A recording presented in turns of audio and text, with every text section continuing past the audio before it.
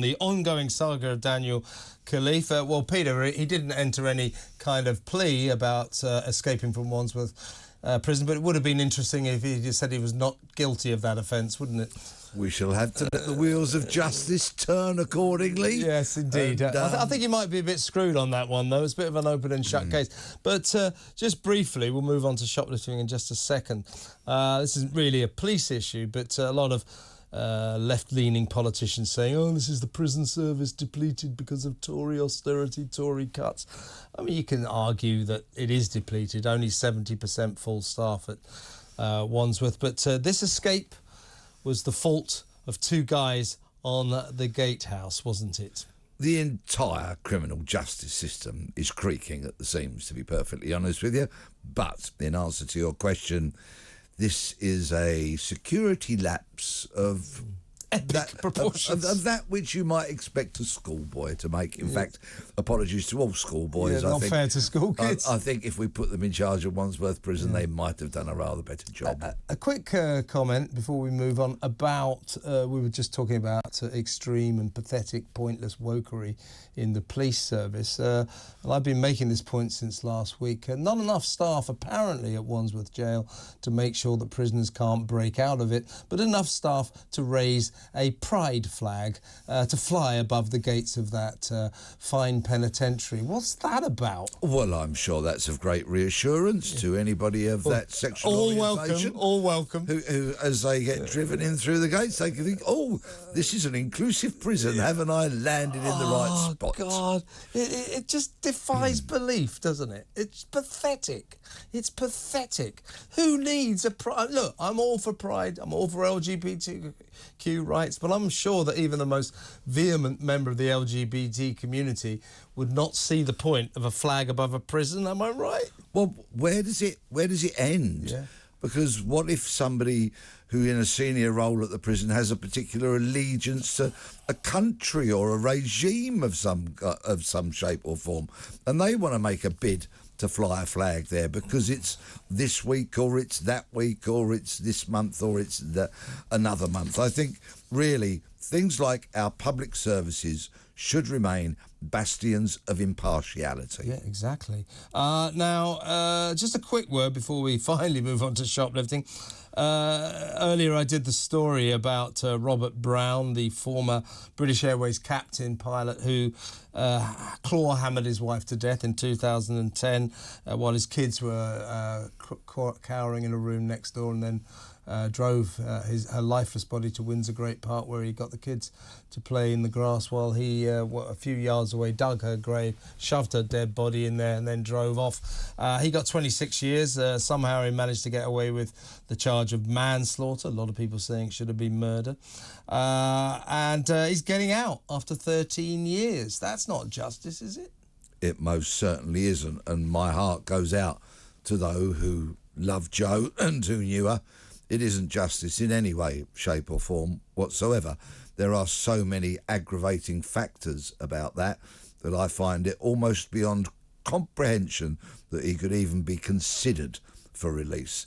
Whatever loophole, whatever regulation, whatever statutory kind of law is in place to allow this, it must be ceased immediately. Agreed. Now, let's move on finally to shoplifting. Now, as I said earlier, the people of Lindhurst, I think representative of many communities across the land, long-suffering communities, having begged the police to do something about their serious shoplifting problems, scourge, epidemic up and down their high street. Very pretty town, looking out across the Solent towards the Isle of Wight, surrounded by the New Forest. Police, it's just shoplifting. They formed a vigilante group. And you know what's going to be next? As I said earlier, the police will say people shouldn't take the law into their own hands. Well, if the police won't do anything about people who break the law, what do they expect? Well, Lindhurst is lovely. I haven't been there for a number of years, but I went there a few times in quick succession.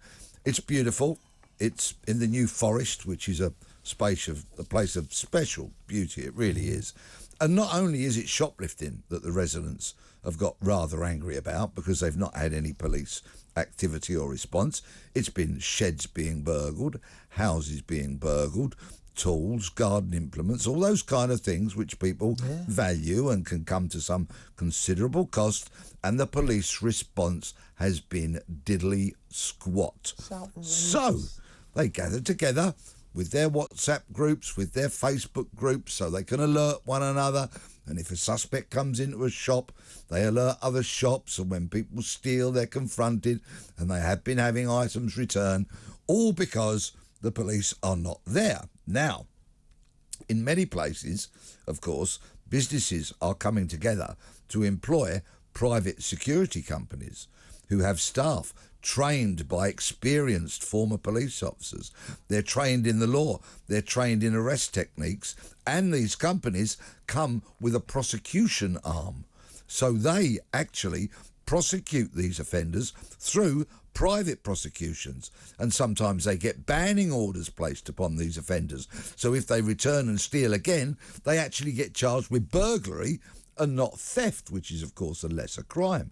So this is what's happening, British police, should you be listening. People are doing your job. Companies are being created. The public are coming together to do your job because you simply haven't. But there's just something I would like to say, please, about Lindhurst.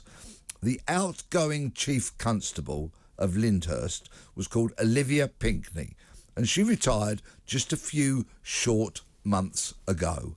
As all this discontent in Lindhurst and other places within her county and the Isle of Wight were beginning to bubble to the surface. And do you know what happened as she left? She got a CBE. Of course.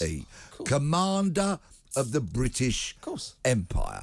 So, residents of Lindhurst and other villages down there, I ask the question, please, what do you think about your former chief constable being awarded a CBE? Good question. And if you are thinking of forming a vigilante group to do the job of the police that they won't do, the police will not approve.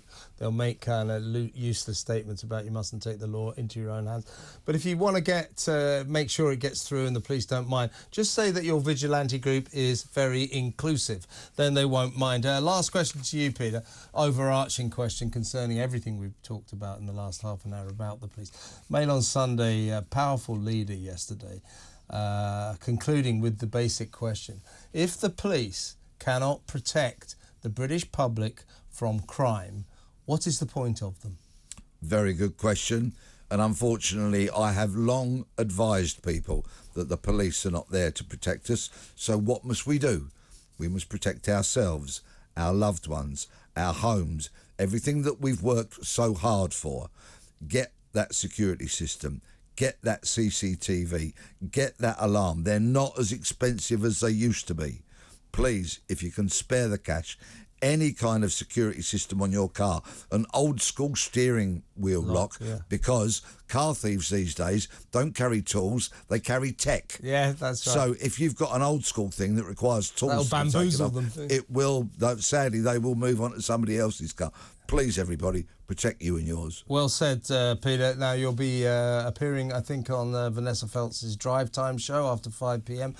So Peter will be back on your screens a little later, but it was great to have him on my show, as it always is. Thank you very much to former Met Police Detective, host of Crime Suspect on TalkTV, Peter Bleksley.